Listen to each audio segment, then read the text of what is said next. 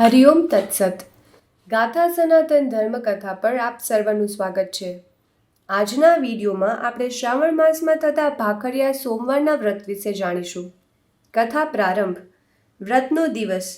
શ્રાવણ મહિનાના પ્રથમ સોમવારથી આ વ્રત શરૂ કરી અને 3.5 મહિનાના સોમવાર સુધી કરવું. વ્રતનું વિધાન. દર સોમવારે સ્નાન કરી શ્રદ્ધાપૂર્વક શિવ પૂજન કરવું. મહાદેવજીને 3, 5, 7 એમ એકી સંખ્યામાં બિલીપત્ર ચડાવવા. ભાખરીનું નૈવેદ્ય ધરવું, જેમાં 5 ભાખરી બનાવી, 1 ભગવાનને ધરાવી, 2 ભાખરીનું દાન કરવું તથા 2 ભાખરી પોતે ખાઈ એકટાણું કરવું. કારતક સુદ 14ના દિવસે વ્રતની ઉજવણી કરવી. સૂકો મેવો તથા ફળફળાદિનો પ્રસાદ કરવો. શિવજીનું પંચોપચાર પૂજન કરવું. યથાશક્તિ દાન દક્ષિણા કરવી. વ્રત ફળ. આદિ વ્યાધિ ઉપાધિમાંથી મુક્તિ મળે છે. વ્રત કથા. ત્રંબાવટી નગરીમાં ચારુદત્ત નામે એક ગરીબ બ્રાહ્મણ રહેતો હતો. તેને શાંતા નામે પત્ની હતી. પતિ પત્ની બંને ખૂબ ભક્તિભાવવાળા હતા તથા અતિથિનો આદર સત્કાર કરવાવાળા હતા.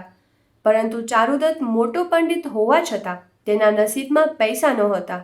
આથી ભરણ પોષણ માટે તે ઘેર ઘેર ફરીને ભિક્ષા માંગી લાવતો. આ વાતનું તેને ઘણું દુઃખ થતું, પણ થાય શું? ગયા ભવના પાપ તેને નડી રહ્યા હતા. આથી તે ભિક્ષા માંગી પોતાનું અને પોતાની પત્નીનું માંડ પૂરું કરતો હતો. આવી પરિસ્થિતિમાં તેની કસોટી કરવા એકવાર ખુદ ભગવાન શંકર સાધુનો વેશ ધારણ કરી તેમના આંગણે આવી ચડ્યા. અતિથિને પોતાને આંગણે આવેલો જોઈ પતિ પત્ની ખૂબ ખુશ થયા અને પોતાના ભાગનું ભોજન તેમણે અતિથિને આપી દીધું. સાધુએ જમતા જમતા પૂછ્યું, હે ભૂદેવ, તમે ખૂબ દુઃખી જણાવ છો. તો તમને શાનું દુઃખ છે તે મને કહો, હું મારાથી બનતી મદદ કરીશ. સાધુની આ વાત સાંભળી ચારુદત્તની આંખોમાંથી આંસુ આવી ગયા. તે ગળગળા સાથે કહેવા લાગ્યો, મહાત્મા, હું મોટો પંડિત, મોટો જ્ઞાની હોવા છતાં મારે અન્ન અને દાંતને વેર થઈ ગયા છે. અન્નપૂર્ણા મારાથી નારાજ થયા છે. હું ભોળા શંકરનો પરમ ભક્ત છું, છતાં તેઓ મારા પર પ્રસન્ન નથી થતા કે નથી મારું દુઃખ દૂર કરતા. કૃપા કરી મને આનો કોઈ ઉપાય બતાવો, જેથી કે મારે કે મારી પત્નીને ભૂખે મરવાનો વારો ન આવે. સાધુ મહાત્માએ તેને સાંત્વન આપતા કહ્યું, ભૂદેવ, સુખ દુઃખ તો જીવનરથના 2 પૈડા છે. એ તો સદાય ચાલ્યા જ કરવાના.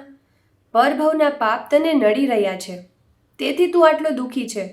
એના ઉપાય તરીકે તું ભાખરિયા સોમવારનું વ્રત કર. આથી તારું સઘળું દુઃખ દૂર થશે અને ભગવાન શંકર તારા પર પ્રસન્ન થશે. પ્રાચીન કાળમાં પાંડવો જ્યારે ગુપ્તવાસ ભોગવતા હતા ત્યારે યુધિષ્ઠિરે આ વ્રત કર્યું હતું. તેથી યુદ્ધમાં તેમનો વિજય થયો હતો અને ગયેલું રાજ્ય પાછું મળ્યું હતું. સાધુ મહાત્માની વાત સાંભળી ચારુદત્ત તથા તેની પત્ની ખૂબ ખુશ થયા અને તેમણે આ વ્રત કરવાનું કબૂલ કરતા કહ્યું, મહારાજ, અમે આ વ્રત જરૂરથી કરીશું, પણ કૃપા કરી એ વ્રત અમારે શી રીતે કરવું તે જણાવો. સાધુ મહાત્મા તેમની આ વાત સાંભળી પ્રસન્ન થયા અને વ્રતની વિધિ જણાવતા બોલ્યા, શ્રાવણ માસના પ્રથમ સોમવારથી આ વ્રત શરૂ કરવું અને 3.5 મહિના સુધી ચાલુ રાખવું. દર સોમવારે 3, 5 કે 7 બિલીપત્રો ચડાવી મહાદેવજીની પૂજા કરવી તથા ભાખરિયા સોમવારની વાર્તા સાંભળ્યા પછી જ એકટાણું કરવું. ભોજનમાં ફક્ત 5 ભાખરીઓ બનાવવાની, એમાંથી 1 નૈવેદ્યમાં મૂકવી, 2 ભાખરીઓ રમતા બાળકોને આપવી અને બાકીની 2 પ્રસાદ તરીકે પોતે આરોગવી. નૈવેદ્યમાં મૂકેલી ભાખરીઓ ગાયને ખવડાવી દેવી. આમ 3.5 માસ વ્રત કર્યા પછી કારતક માસની અજવાળી ચૌદસને દિવસે વ્રત ઉજવવું. એ વખતે ગરીબોને યથાશક્તિ દાન આપવું અને ભગવાન શંકરની આરાધના કરવી. આ રીતે વ્રત કરવાથી નિર્ધનને ધન પ્રાપ્ત થાય છે, સ્ત્રીઓનું વાંજિયા મેળું ટળે છે અને દરેકની ઈચ્છા પૂર્ણ થાય છે. આટલું કહી સાધુ મહાત્મા ચાલ્યા ગયા. ત્યાર પછી શ્રાવણ માસ આવ્યો એટલે ચારુદત્તે તથા તેની પત્નીએ ભાખરિયા સોમવારનું વ્રત શરૂ કર્યું. ખૂબ ભક્તિભાવથી પૂરા 3.5 મહિના સુધી આ વ્રત કર્યું અને કારતક મહિનો આવતા તે વ્રત ઉજવી નાખ્યું. એ વખતે તેમણે યથાશક્તિ દાન પુણ્ય કર્યું. આ પ્રમાણે શ્રદ્ધા અને ભક્તિથી ભાખરિયા સોમવારનું વ્રત કરવાથી ચારુદત્તના પરભવના પાપોનો નાશ થયો અને તેને રાજ્યાશ્રય મળ્યો. તે હવે રાજપુરોહિત બની ગયો. ભોળા શંકરની મહેરથી ચારુદત્ત અને તેની પત્નીને જેમ ભાખરિયા સોમવારનું વ્રત ફળ્યું તેમાં વ્રત કરનાર સૌ કોઈને ફળજો એ જ અભ્યર્થના.